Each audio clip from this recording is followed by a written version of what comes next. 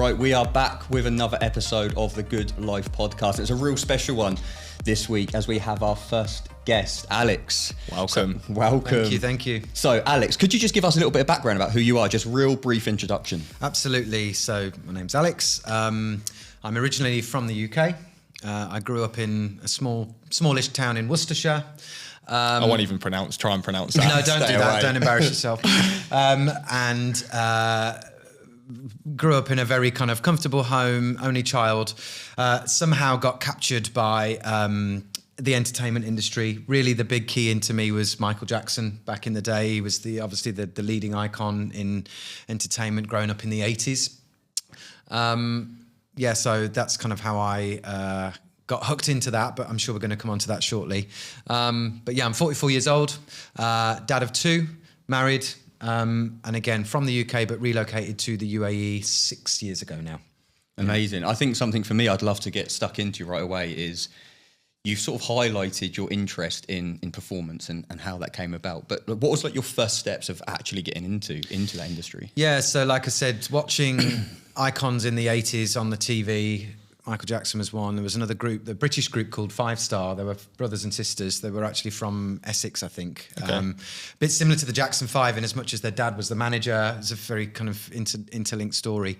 But I used to just use the remote control from the TV as a pretend microphone, and I just used to try and, reproduce the movement and the singing that they were doing. And my parents both worked in local government, so there was absolutely no... I was going to ask, nothing from your parents. This was just all yourself. No hand-me-down. And because all of my grandparents and cousins were all up north, that's where my family kind of DNA comes from, northern England, but we were in the middle of England. I really had no influence from anybody except what I was seeing in the media. So that kind of keyed into something in my soul. And it was then my mum, when I was 8 years old, who said, I think she saw in the paper, because that's how old I am, there's a dance class that's in the local high street on a Saturday afternoon. Do you want to go? Because you'll move in your body and, maybe it'll help you find out how to do it properly. So we gave that a go. And then pretty much from there, it snowballed into lots and lots of different things. But that was the first moment. It was seeing these icons on the TV back in the 80s, trying to figure my way through it. And then thankfully my mum saw something and just said, hey, let's try this. And it kind of opened. So it was around 8 years old that you actually officially started dance in terms of like going consistently to lessons and stuff like that. And then I guess up until now, obviously there's a journey that you've come on from there. Where did that thing go to in terms of how did that progress, I guess, over the years? What's kind of the steps been? Yeah, so the first classes that I went to was just on a Saturday afternoon. It was an older guy that was running classes. It was very low key, very relaxed. And then within a year, I think, of him owning the school, a new young couple bought the business. Okay. And they had a completely different model. They had a completely different style of dance. And they really set me into this trajectory of competition dancing. So everything kind of up-leveled immediately after that first year. Then as I got a little bit older, I started to explore different dance styles, because what I used to do was called freestyle dance, which used to previously be known as disco. So it was like whatever was cool in the charts, you'd pick that song and they'd choreograph to that. And then it was those teachers that, when they recognised that I had this sort of growing passion, we did a theatre trip to London and we went and saw the musical Starlight Express. I was 12 years old, never been to London to see a show. It was a completely different world for me. And that was where I first realised that this calling that I felt I had to be in some kind of performance capacity. Because as a child, I used to watch people like MJ and think, I want to do that, but it seems so inaccessible to a little kid from the Midlands in the UK. But musical theatre, even though it was grand and overwhelming, it felt like it was a little closer to home, and there was something in that maybe I could figure out. And the dance teacher said, there are schools in London that you can go to and you can learn the craft and they will train you. And if you look in the programme of the show we're watching tonight, you'll see all the names of where they've trained. So it became an investigation then on where can I go to learn this craft, and then I found somewhere. And then I did a summer school at the place where I ended up training, which is a school called Lane Theatre Arts, which is in the UK. And that summer school really showed me, okay, this is what I really want to do. I found my tribe. I found lots of people that were like me, and teachers and choreographers, directors, artists that were all invested in the same business. Whereas when I went back home, I felt like a little island floating in the sea all by myself, which was fine. But I suddenly felt, I think we all have those moments, or I think we all hope to have those moments where you go, aha, I've landed. These are my people. This is what I want to do. I think that's so powerful for so many reasons. I think one of the things that blows me away is how early you sort of knew that's the direction you wanted to go. And I think the fact that you identified that so young, and you've literally held that your whole life. Like, you started so young of where you wanted to be, and you've just lived that life, which I think is inspiring for so many people. Almost like if you have a passion, chase it and sort of see where you can go. Absolutely. I think it's so interesting. The second point I would like to talk about is you sort of identified that you felt like maybe you're in a bubble or something like that. Did you find that where you were at home, there weren't a lot of people interested in the same stuff as you?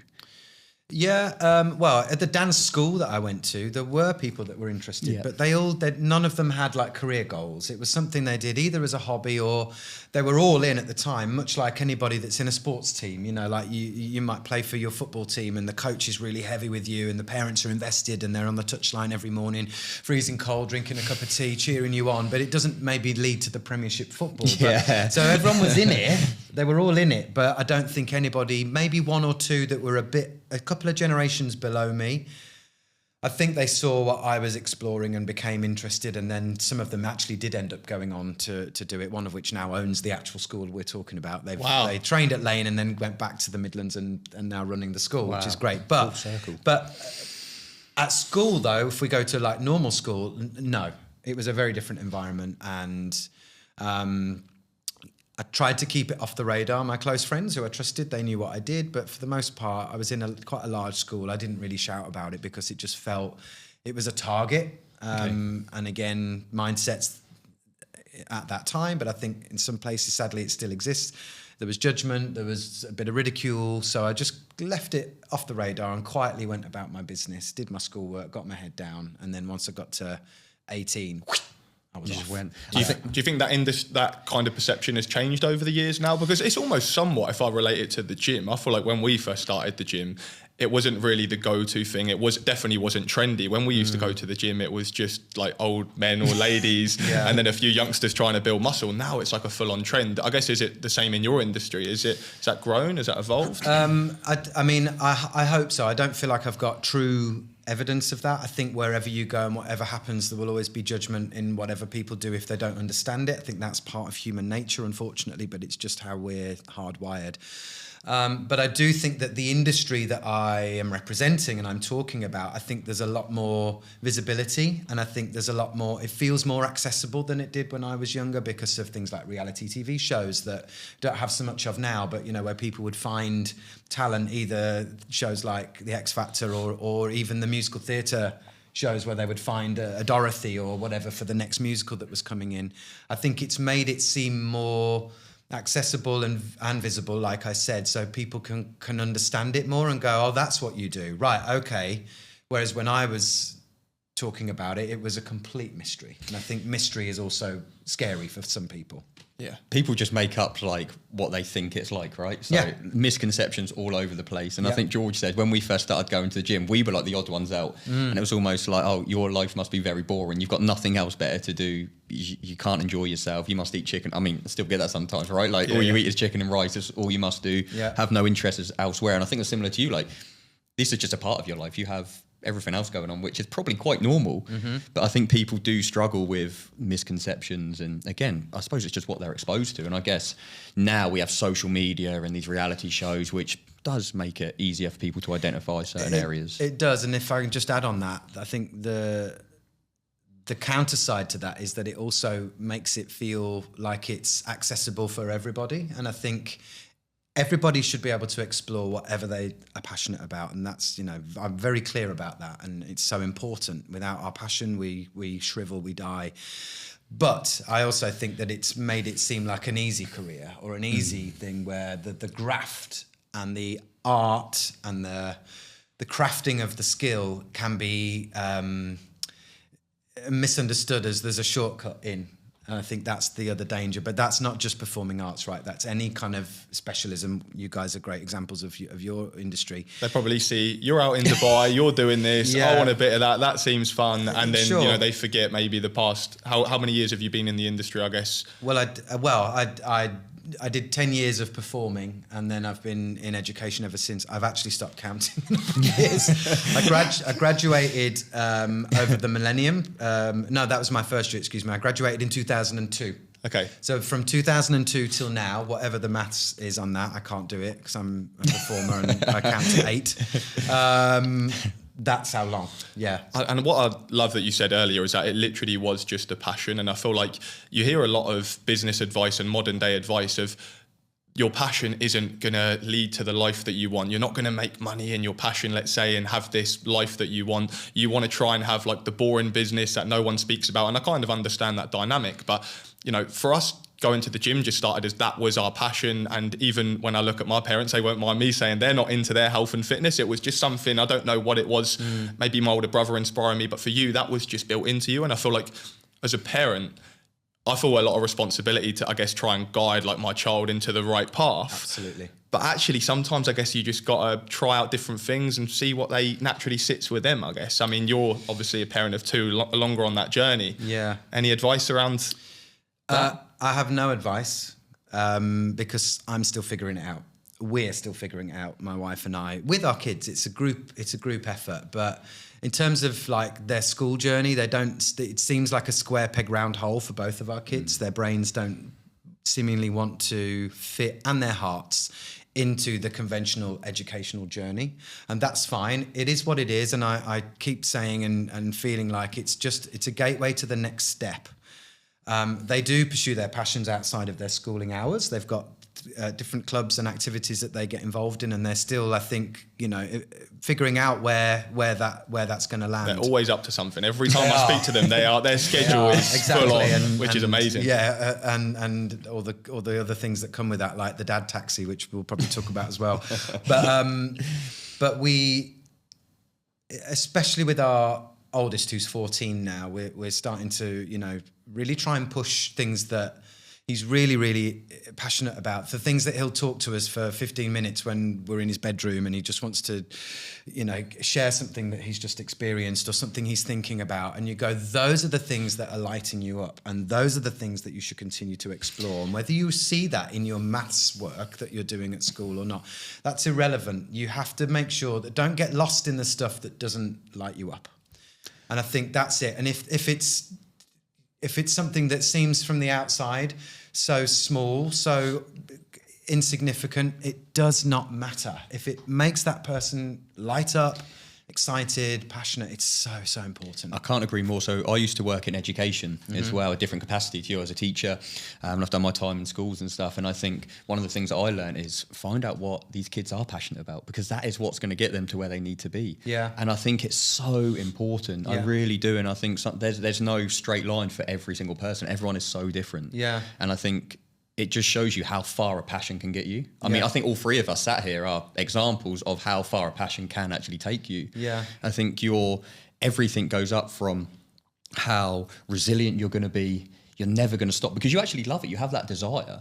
And I read something earlier. I was listening to a podcast earlier, funnily enough, and it said you should put your passion before your business. And if you can, you're so much likely to go further with it just because of that desire you have. Absolutely. And it doesn't have to be something massive. It can be something small. And you'll probably be able to find these small links where it interlinks into other things, such as you said, maths, for example, or reading, or whatever it may be. I think what's also a concern is that there is the overexposure problem now as well, where you can see so much and absorb so much and read so much, whatever it might be. And I think that can saturate your mind and it can confuse your heart. Whereas again, simple little me with just 3 channels on the British TV network, 4, and just being given bite-sized chunks of information, it allowed me to sit and think. And again, I was an only child, so I had a lot of time on my own. So I think clarity was part of my blessing, which was part of my boredom that we all probably maybe remember having compared to what our kids have now. boredom is a problem because it's not explored enough, I think, in kids nowadays, and same for adults. It's impossible to get bored. There's always something you can do to activate your mind, but then the imagination can get limited, and I think that's where I get worried about, my children, our children, is that there is so much noise now that finding that thing that they're passionate about, you hear so much, I don't know what I want to do. And I think, no, I'm not surprised, because, when there's a buffet with 5 dishes, you can make a clear choice with what you want to eat. But if like a Dubai brunch, if the buffet goes around 6 different rooms, you're like, I don't even know where to start. Yeah. And by the time I'd rather a set menu. Yeah, exactly. Set menu. Exactly. This, bang. Exactly that. So I think that's also something that we face as parents in this climate, of how we can try and quieten down some of the noise and let them explore, let them be exposed to things that might capture their imagination here and there, but also try and streamline it a little bit more. And one thing that I've found, like one useful tip that's really helped me recently is I actually feel similar. I feel like that, as a dad, you wake up, the first thing, I actually try and wake up an hour before the kids. It doesn't always happen. Most of the time, Roman wakes up with me and I'm trying to sort that out. But just to have that 1 hour quiet time before everything happens, I get my coffee, I read my book, and I just feel settled. That's my silence. No music, no podcasts, anything like that. And also, for me, actually the training, whether it's running or the gym, just sometimes no headphones, no music, and just that 1 hour, at the end of that hour, I just feel like my energy is back up, of course, from working out and moving the body, but also then my ideas start flowing, like you said, with your creative mind really starts thinking of things with that space and with that boredom. So I definitely agree. I think, technology is obviously great in some ways, but it's our duty to control that to some degree. Yeah. 100%. I couldn't agree more. Alex, I just want to jump back a little bit, and we were talking sort of about your career. It'd be really interesting to know like what some of your highlights are as well, because obviously George has sort of enlightened me about some of the stuff you've done. It'd be just great to hear from you. Like you can say what you want. We're giving you permission to start listing off the names. Don't worry.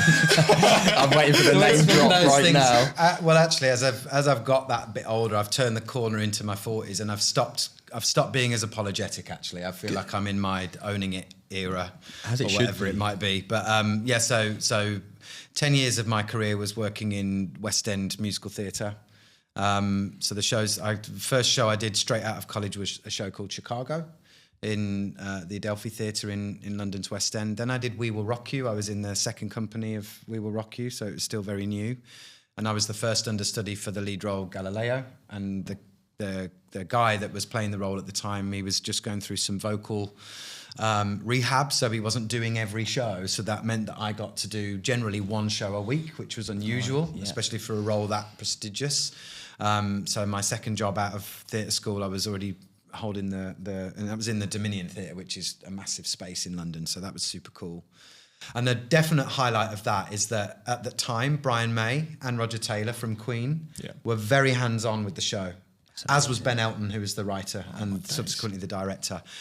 But there were times where Brian May would sneak into the band and he would just pick up the guitar during Bohemian Rhapsody. And you could see him, but you could just hear when he was playing. It sounded different. And I was on for Galileo one night and I was singing Bohemian Rhapsody and I heard this noise and I looked up because they were on the side of the stage, and I looked up and I could see the silhouette of Brian May, and I was like, I'm singing Bohemian Rhapsody and Brian May is playing the guitar.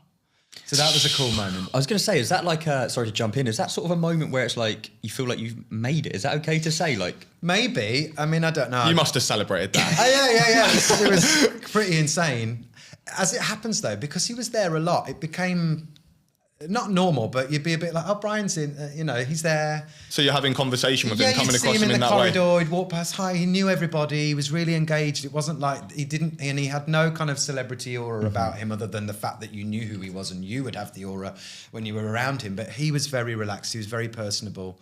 And he cared deeply about the show and the music, and that's what I think everybody loved about it. So when he was around, you just felt comforted because someone that created this music is now caring about it in its new life. So yes, it was a pinch me moment, but it was also like, yeah, he's here, it's great, and on we go. What a film as well, Bohemian Rhapsody. Yeah, you watched it? Great film. From there, I went into a show called Saturday Night Fever, where I was kind of the second male lead called Bobby C, who sings the song Tragedy. And then I also understudied Tony Manero, and that's really where my first fitness like moment kicked in, and we can come back to that if you want to. Then I did, there was a show called Moving Out, which was a Broadway show, Billy Joel music. Twyla Tharp was a choreographer. It came to London. It didn't do very well. It did a short run at the Apollo Victoria. Then I did Mamma Mia, and I went on the international tour. It came to Dubai in 2007. Wow. We performed at what's now the Theatre of Digital Art in the Souk Madinat, but it was at the time a proscenium arch theatre. Stayed at the Fairmont on the Sheikh Zayed Road. And that's where I met my now wife. Here in Dubai? Well, on that tour. On that tour, okay. We came to Dubai in 2007, and the whole of downtown. So we were on the Sheikh Zayed Road at the Fairmont. That's where we were staying, and then we were shuttle bussed over to the Souk Madinat, down the Sheikh Zayed Road, and all of downtown wasn't built. So it was just like cranes. The Burj Khalifa wasn't there, but there was like billboards showing you what was coming.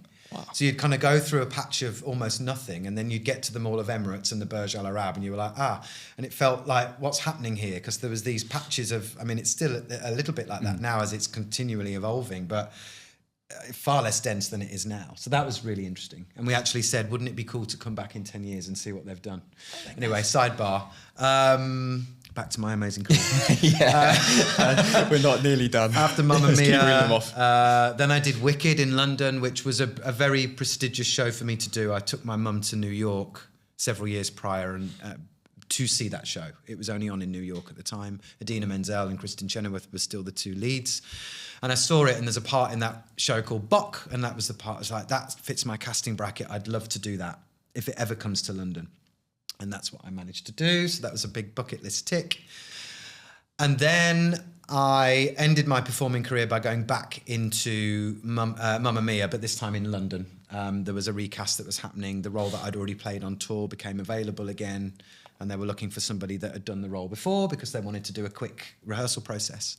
And that's where I kind of hung up my boots, as it were, as a performer. And then I transitioned into my choreography and teaching career, which I'm still doing now. So many amazing things there, isn't there? Like, Do you know, the names. a lot of the people listening will not actually understand, and maybe even the dancers or the performers watching will be like, we don't understand what level that is. I guess, how does this compare in like football terms? Is this Premier League? It's Premier League, yeah. And this is an interesting thing you raised, because there was a colleague and friend of mine who was a performer as well in the show Wicked. And when he used to do Q&As and talks to students that were interested in doing it for a career, and a lot of the questions that people would ask is, how much do you get paid when you're in the West End? How much do you get paid? And he used to say, well, I consider what I do as the equivalent of being a Premier League football player. I'm at the top of the game. I'm in the elite club. I'm in an exclusive group of humans that have been chosen to do this particular production. If you were the equivalent of a striker for insert Premier League team here, whoever it is now, I don't follow football, but whoever would be like the iconic football club, how much do you believe they get paid a week? And it would be like hundreds of thousands. Yeah, absolutely, yeah. And then he would address how much an actor got paid. And sometimes it was barely over £1,000 a week. And that was if you were doing well. If you were in the ensemble, it would be half that. Which again, in terms of its time, and you could get by, but you weren't making a fortune. So yes, when you say, is it Premiership? Yeah, it is really the Premiership of the industry. Wow. But it's recognised financially in a very different way. Yeah, I was going to say the Premier League numbers are just absolutely wild, aren't they? But in terms of the standard and the quality is just similar level, I understand. I think as well, like, it just shows you how, I know I've said it already, but how your passion has literally led you through your life. I mean, you met your wife.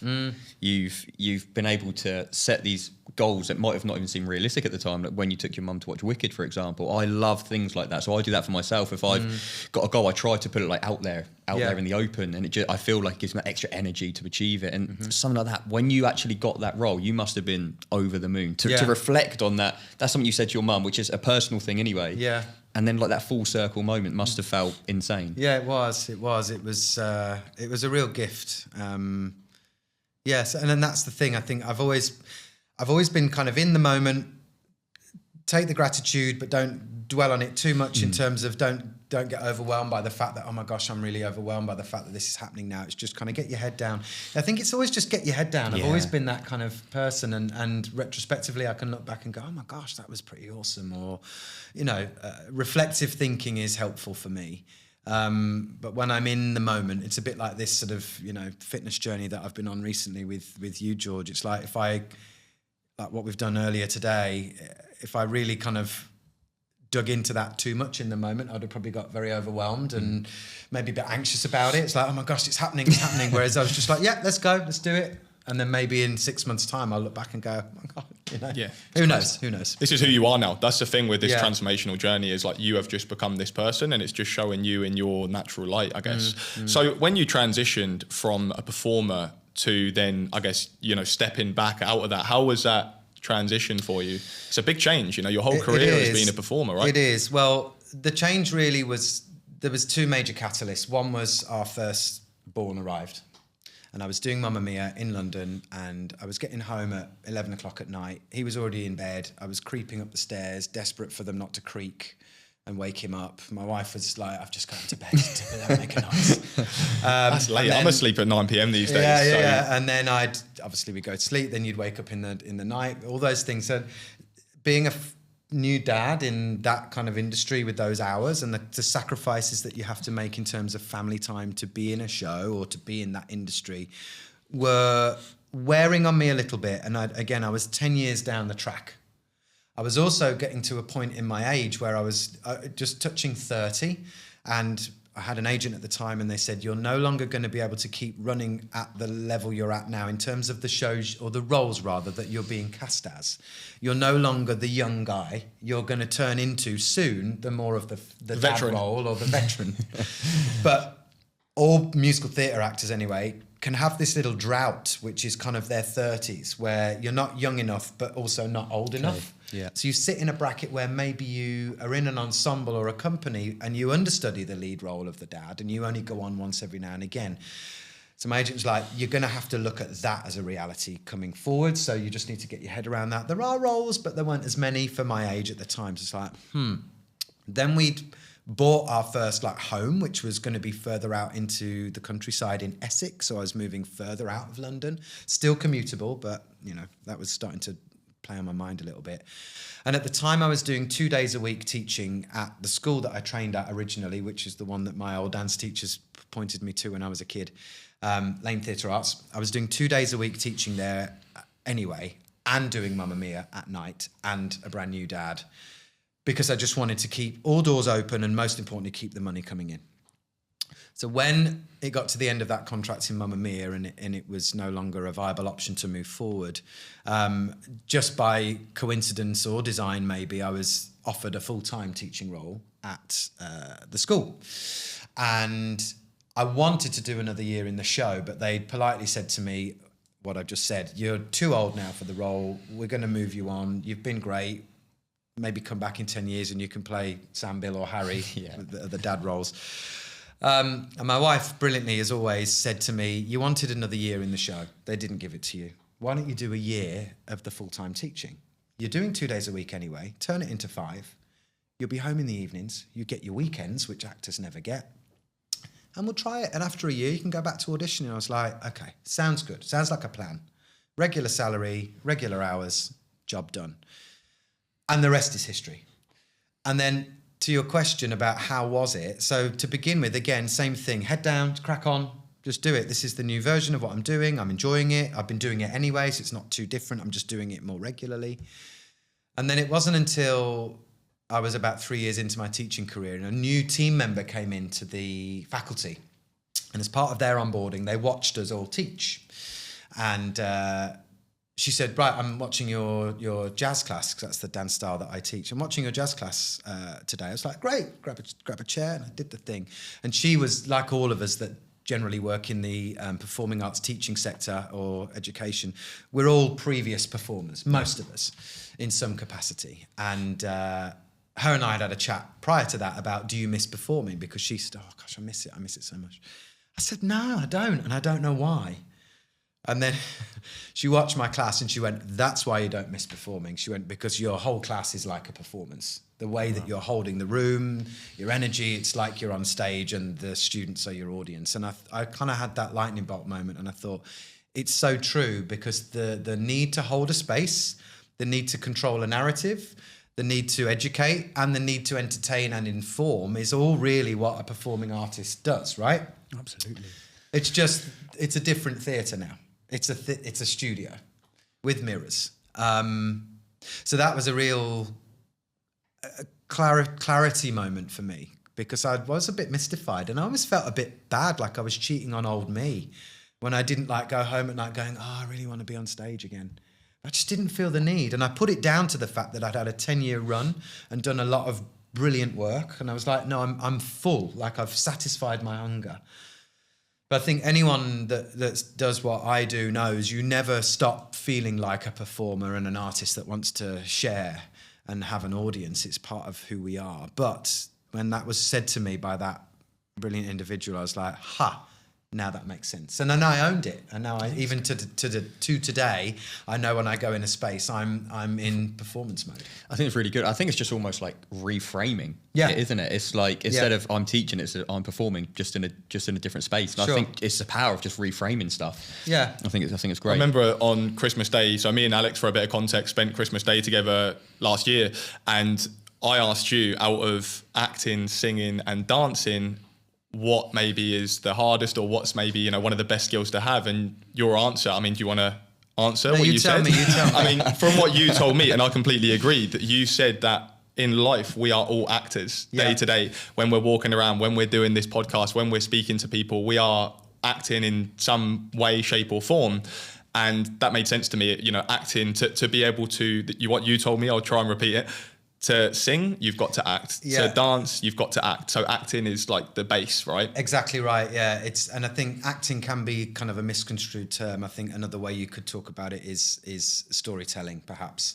But you're right. If you think about what we conventionally call the triple threat of a musical theatre performer, anyway, where you sing, you dance, you act, and you combine the skills, you're absolutely right. Someone once explained it to me, and I think it's the best way of describing it is that you can act without singing, and you can act without dancing, but you can't dance without acting, and you can't sing without acting. So that acting, or that core storytelling embodiment of what it is you're trying to tell and share, has to exist in that element and in that skill. Yeah. Absolutely. Do you have a favourite?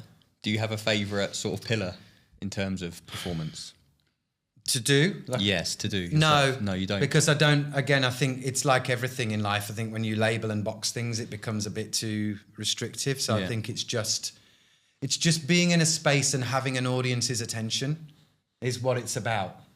And I think it's a tale as old as time, right? It goes back to, even if you want to lean into like religion or people who are strong leaders of countries or of nations, it's like you're holding an audience's attention, and you've got important information to impart, and you want to inspire, and you want to facilitate change, and you want to make people go away feeling better than they did when they arrived, or feeling challenged by what they saw.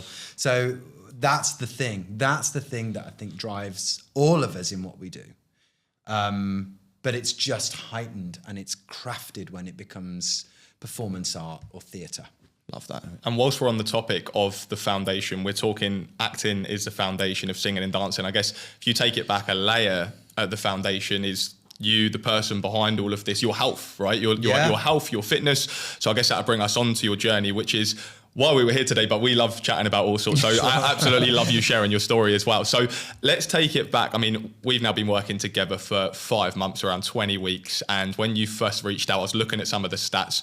You were roughly around 74 kg, I believe. And you've come down recently to about 61, just around 60, 61 kg. Around there, And you've gone for a massive transformation. I think on the in-body test, you flagged 3% body fat. Yeah, and crazy, just for clarity, sometimes the in-body does measure a little bit lower, but 3%, I believe, is the lowest body fat percentage I've ever seen from a client that I've coached. So that's why I'm so cold. That is why you're so cold all the time. So you have got very lean, and in the fat loss phase, maybe we took it a couple of weeks too far. But from the photo shoot, which we done earlier today, for anyone listening, Alex done his first photo shoot today. So mate, massive congratulations on that. You looked absolutely phenomenal. Thank you. I guess if we go back to the start, what made you reach out, ask for help, and want a change with your health and fitness? Yeah, so what I didn't say at the beginning when you asked me to introduce myself, because I already went off into a tangent like I love to do, is that I now run a program for dance. So I'm the kind of leader of that program. I have my team that work closely with me, and then of course the students that I look after. So I feel constantly, like we all do, constantly on display, on show, and I spend a lot of my time in a studio in front of a mirror. And since moving here, getting into a new decade, into my 40s, life here is wonderful. It's also very convenient, which is a fantastic blessing, but it can have its challenges, and you can start to lean into that convenience a little bit. Also, there's lots of ways to indulge and have fun, and those things can have consequences on your health, the way you look, the way you feel. And I found myself just kind of, I don't want to say the word spiraling, because that sounds like it's out of control and it's really stressful, and it was never a spiral, but it was just a shift. I started to shift, and I'd kind of just adjusted to it, and these things happen slowly, right? So you don't really know. It's not like you snap your fingers and you've suddenly gained a load of weight or lost your energy or whatever it might be. It just felt, I noticed I was buying bigger fitting clothes just to kind of mask the odd lump and bump when I was in front of the mirror, holding a room. And also I'm representing an art form with what I hope are the next generation of people to take that forward. And I don't want to misrepresent what I believe the art form should look like. So I'm kind of hiding things here and there discreetly, and I was always aware of it because I'm quite honest with myself in my head, but I just kind of got used to, hi, I hear you, I see you, but shh, carry on. And then I was invited very generously by, there's a new studio that's opened recently in Dubai, which is Pineapple Dubai. So Pineapple Studios is an iconic brand that have been in London for many, many years. And this is the first time this brand has stepped outside of London. And we're very lucky that they chose Dubai to be the next kind of flagship venue. And the owners of the premises approached me and said, we'd love you to do a trial class, see whether you fit with us and we fit with you, and then if so, we can build it into a weekly session. So I walked in, and it was at the start of, I'd been away for the whole summer. We'd been in the UK. I'd been relaxing, sitting on the sofa, watching TV, drinking tea, doing all the things that you British people do when they're not working. Classic stereotype. Having a lovely old time and getting back feeling unfit, out of shape, more than ever actually. And I feel like every summer I go home, I feel like I gain a few more pounds, and then it never goes off. And then another year goes by and I gain a few, and it's like, it's just kept expanding. This year in particular, I got back, I thought, man, I need to sort this out.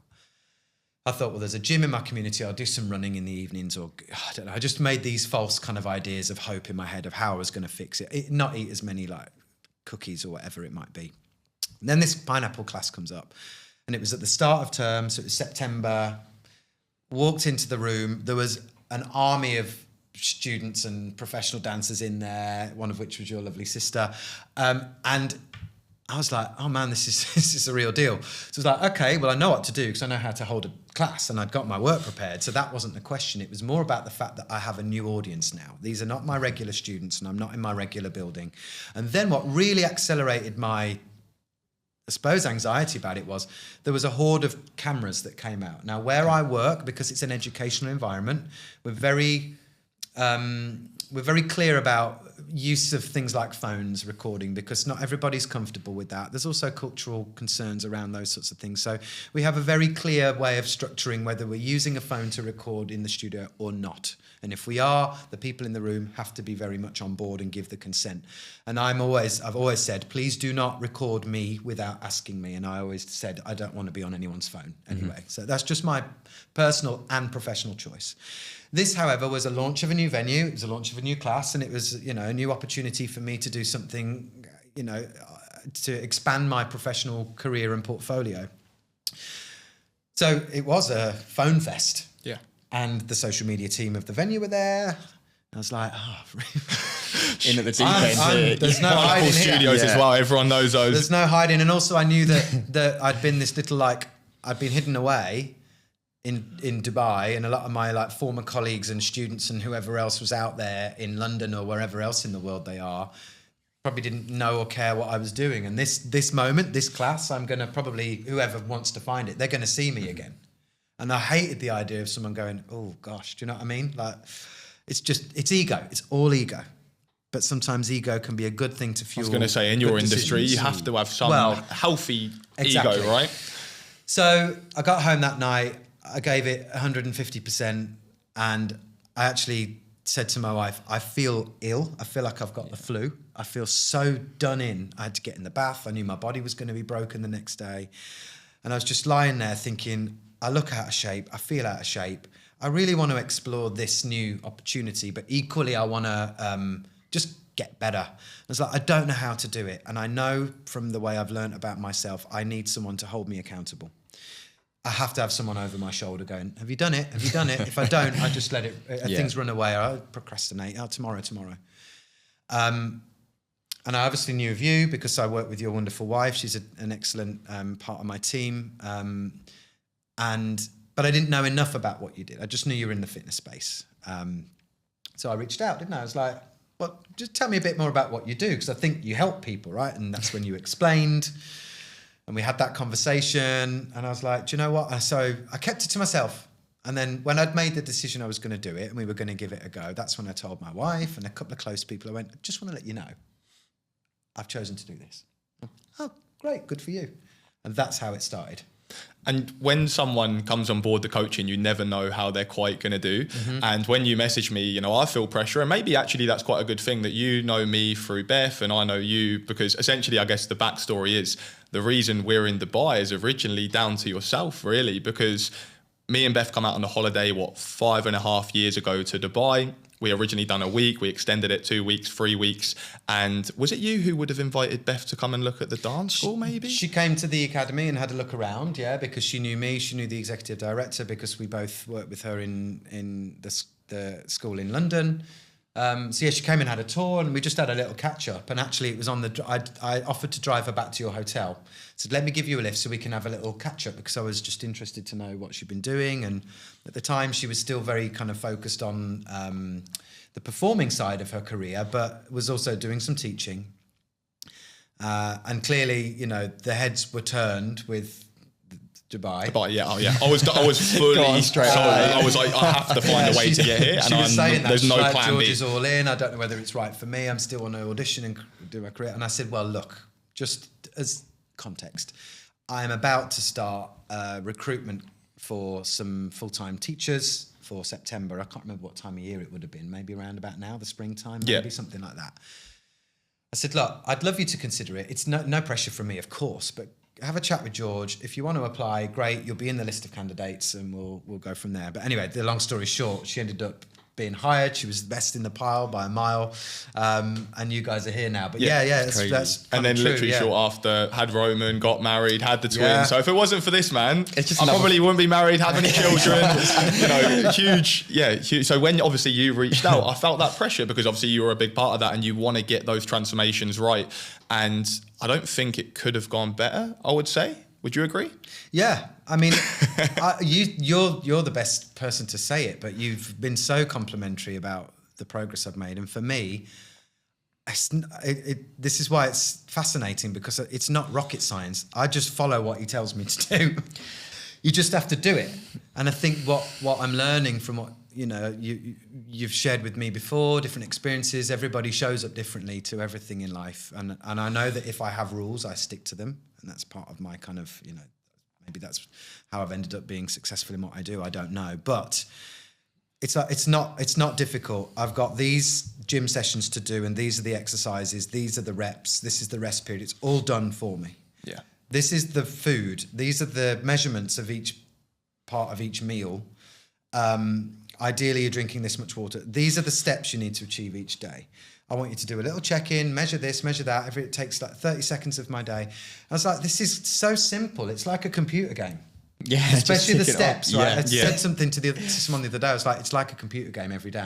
I'm like player one, and I'm looking at the steps count on my app going up, and I'm like, right, I've got to do a few more. Yeah. And then finding creative ways to get those steps in, doing laps around the living room whilst watching something on the TV, and my wife's just sat there like, eye rolling, but knowing that it's for the greater good. So it's, you say, has it been a success? Well, absolutely, in terms of what I see of me and feel of me, 100%. But all I've had to do is follow your advice. It's quite straightforward. And I feel like there's a big misconception people have of themselves of, I am a failure, that I can't get in shape and I can't get this body, but they have a lot of success in their career and in their field or in sports when they were younger. And it's usually because, you know, like you mentioned, when you're trying to do it on your own and you've got no one pushing you and in your corner and you haven't got a plan in place, it's like, what are you following? Whereas let's say you're successful in your career, you probably have a mentor or someone giving you that accountability. You probably have structured meetings in your week, and there's a format around it that helps you push and succeed.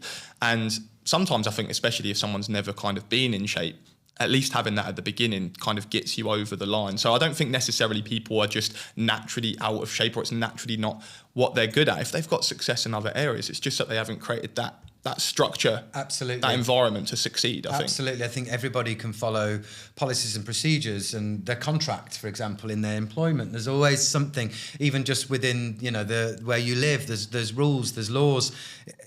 They're everywhere we turn, and it's just seeing it in a different capacity. These are the policies and procedures in order to become this new person in terms of your health and fitness. All you have to do is follow it. Exactly. Yeah, absolutely. If you rebel against it, there can be consequences, and that's exactly the same thing with this. I think so. And something you said earlier was, it wasn't just like an instant switch where it's like, wow, I'm out of shape now. Like it is those compounded decisions, choices maybe you make over literally years, and it almost gets to that point where it's like, okay, I'm ready to make a change now. And I think you see that a lot with clients and people who reach out. They just get to that point. And it's a shame that people have to get to that point. Yeah. Where it is like, I don't feel great. Because I think the saying that sort of goes around about fitness is it's simple. It's not easy, but it is simple. The things I'm sure George asked you to do and we ask clients to do, it is pretty simple, right? Yeah. Is it easier or harder than you thought getting into this shape?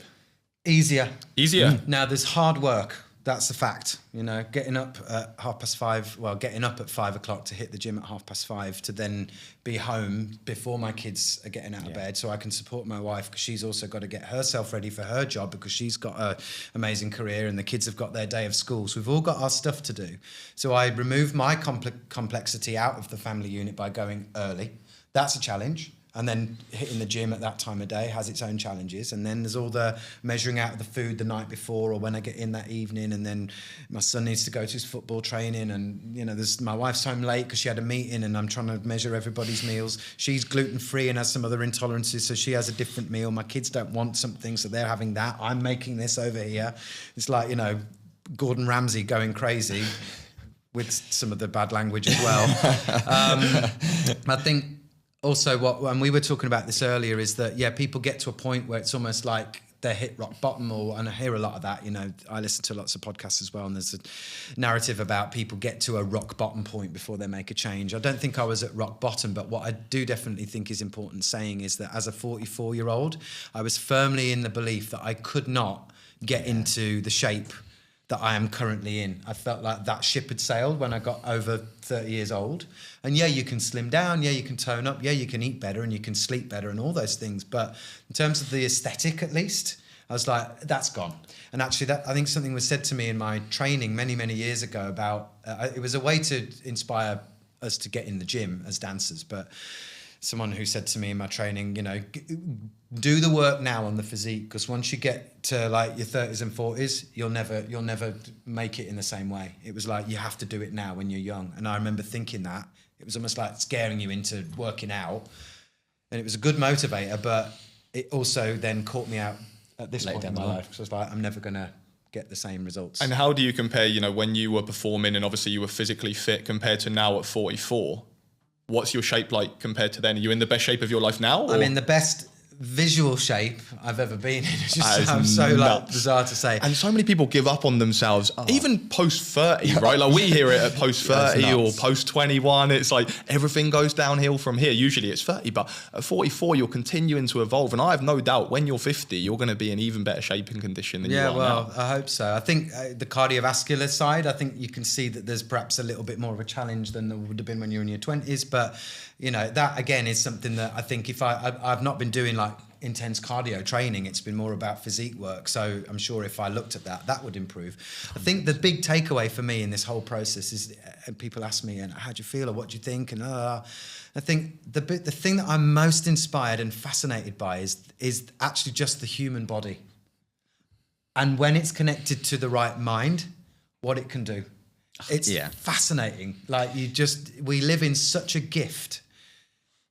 Our DNA, our chemistry, our biology, it's such a beautiful, precious thing.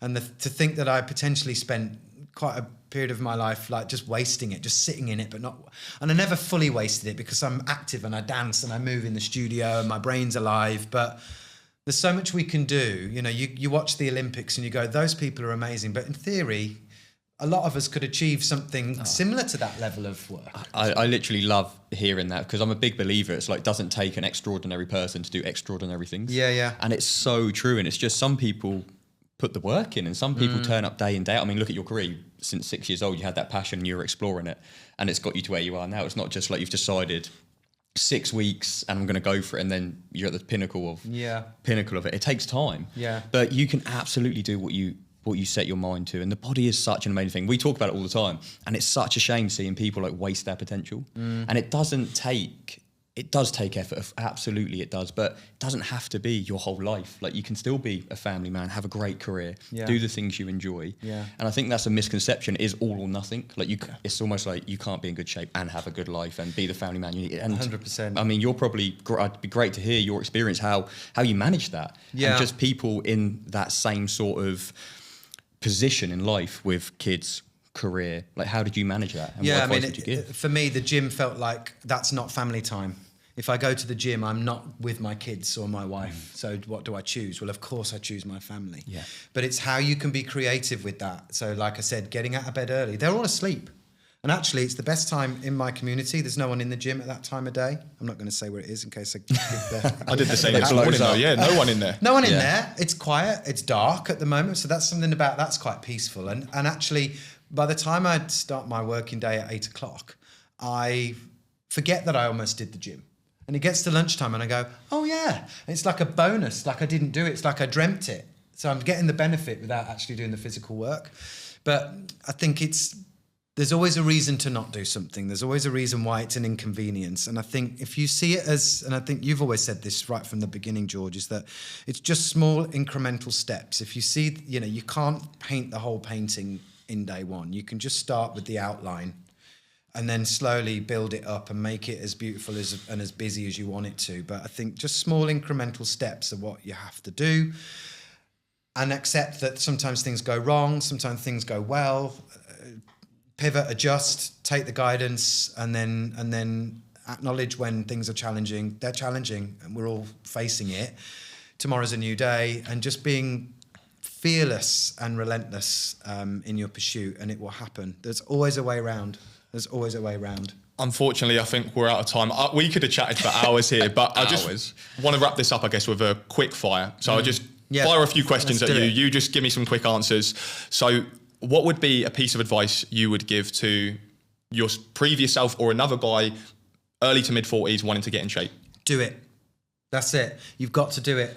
And there's always a way for you to do it well if you've got the right guidance. You have to know yourself. You have to know your learning style, but do it. Don't sit and wait. Just get on with it and do it. What does the good life mean to you? It means quality time with my family, but also within that quality time, feeling like I'm the best version of me. And I'm still working on that. It's being emotionally engaged, having a high vibration in my energy, being positive, but just being surrounded by that energy of love. That is a good life. And things like diet and fitness support that energy and support that high vibe. But that's what it's all about. Amazing. What's next for Alex Jessop? Well, I'm in your hands, coach. I mean, I've got to a point I could say I'm happy, but in terms of my fitness, I'm interested to see exactly what we were saying, what the human body can do. What else can I do at the age that I'm at? But I truly am blessed and love what I do for my work. I'm truly am blessed to have the family that I have. So I surrender it to the universe. As long as I can keep showing up, being positive and being the best now 44-year-old remodeled version of me, I'm happy. Last thing, have you changed your views on the camera policy in the studios now? You're in this shape? Maybe a I've little seen bit. it on socials. I've seen the best. Anything else from you, Ben? No, it's been great. Obviously, you're our first guest as well, and just hearing how you've made this career and your life, which you seem so happy with, and where you're at now, just from a passion, is absolutely remarkable. And I think your transformation is just inspiring for everyone, for everyone's age. Like I say, to say that you're 44 and you feel like aesthetically you are the best place you've ever been, and you're just excited to go what's next. I think it's inspiring. So yeah, just thank you so much for your time. I Really appreciate that. it, Alex. Thank you both of you, and I just want to say thank you to you as well for the incredible guidance and support you've given me. Thank you so much. down You've to made this my job very fantastic easy. man. You know, actually, I said to Alex, he makes it hard for me in my weekly check-ins Oh, yeah. to give him feedback. When someone just does everything, you say it's like, okay, keep doing that. That's go working. again, go We didn't again. even make any much Absolutely. changes, but that's a conversation for another day. But mate, Absolutely, yeah. great stuff. Thank you, thank Phenomenal you. shape. Thank you. 44 years Pleasure. of age, Thank you. father of two. Yeah, that's this That's it. episode of the Thank Good you. Life Podcast. Thank you, guys.